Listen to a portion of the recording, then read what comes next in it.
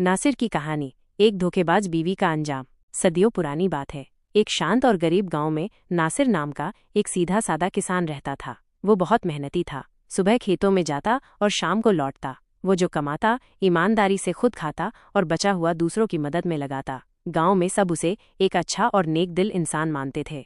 लेकिन नासिर की जिंदगी में एक बड़ी मुश्किल थी, उसकी बीवी। ऊपर से वो बहुत अच्छी, वफादार और प्यारी लगती थी, लेकिन अंदर से वो बिल्कुल अलग थी। उसके दिल में नासिर के लिए कोई प्यार या इज्जत नहीं थी। वो हमेशा अमीर बनने का सपना देखती थी और सोचती थी कि काश उसने किसी दौलतमंद आदमी से शादी की होती। नासिर, जो उस पर बहुत भरोसा करता था, उसकी इन शैतानी चालों से अनजान था। उसकी बीवी हर रोज उसे नाश्ता देती, लजीज खाना बनाती और मुस्कुराकर विदा करती, लेकिन ये सब एक दिखावा था।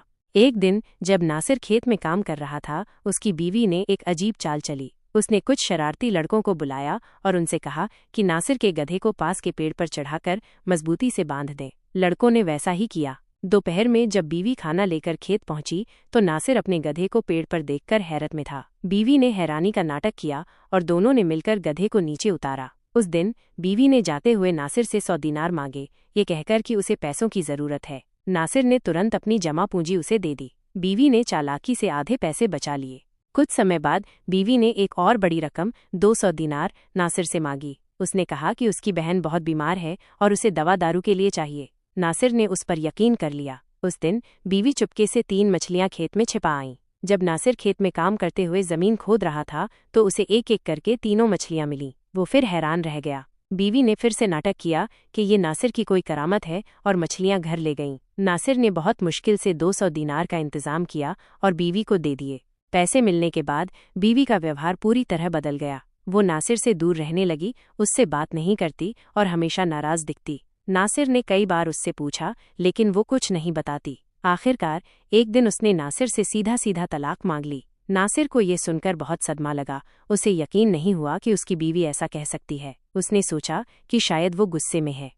लेकिन जब बीवी हर रोज तलाक की बात दोहराने लगी और नासिर को ताने देने लगी कि वो गरीब है और उसकी जिंदगी बेकार है, तो नासिर समझ गया कि ये सब एक चाल है। एक दिन जब उसने गुस्से में बीवी पर हाथ उठाने की कोशिश की तो बीवी जोर जोर से चिल्लाने लगी कि नासिर उसे मार रहा है और वो पागल हो गया है। पड़ोसी जमा हो गए और सबने नासिर को ही बुरा भला कहा। नासिर बहुत इज्जतदार इंसान था, उसे ये सुनकर बहुत शर्मिंदगी हुई।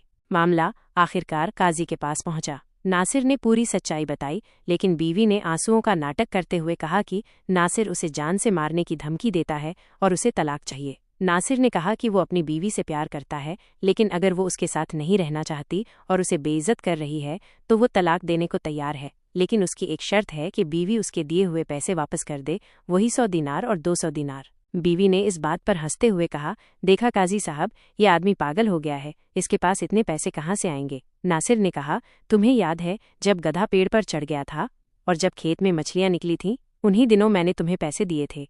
बीवी ने काजी की तरफ देखकर कहा, काजी साहब, ये क्या कह रहा है? क्या कभी गधा पेड़ पर चढ़ता है या खेत में मछलियां निकलती हैं? यह आदमी सच में पागल है। काजी भी सोच में पड़ गए। उन्होंने 2 दिन का समय दिया। 2 दिन बाद काजी ने दोनों को बुलाया और तलाक का हुक्म दे दिया। उन्होंने कहा, जो सच पर है अल्लाह उसी के साथ है और झूठा कभी बच नहीं सकता। नासिर खामोशी से रोया, तलाक दी और अपने घर चला गया। कुछ महीनों बाद उस औरत ने उसी आवारा लड़के से शादी कर ली जिससे उसके पहले से रिश्ते थे, लेकिन वो लड़का बहुत बुरा निकला। उसने औरत के सारे पैसे छीन लिए और उसे मारने पीटने लगा। जब पैसे खत्म हुए तो उसने भी उसे तलाक दे दी।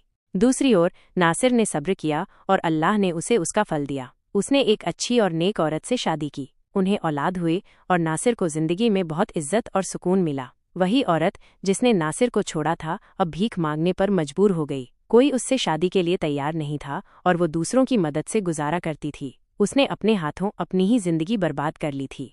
सबक, इस कहानी से हमें ये सीखने को मिलता है कि हमें अपनी किस्मत पर सब्र और शुक्र करना चाहिए। अल्लाह ने हमें जो कुछ भी दिया है वही हमारे लिए सबसे अच्छा है। दौलत और खूबसूरती सब वक्ती हैं। असली कामयाबी रिश्तों में ईमानदारी और अपने पार्टनर के साथ वफादारी में है। जो आपका साथ दे और आपकी इज्जत करे, उसी पर शुक्र करें और जिंदगी खुशी से गुजारें।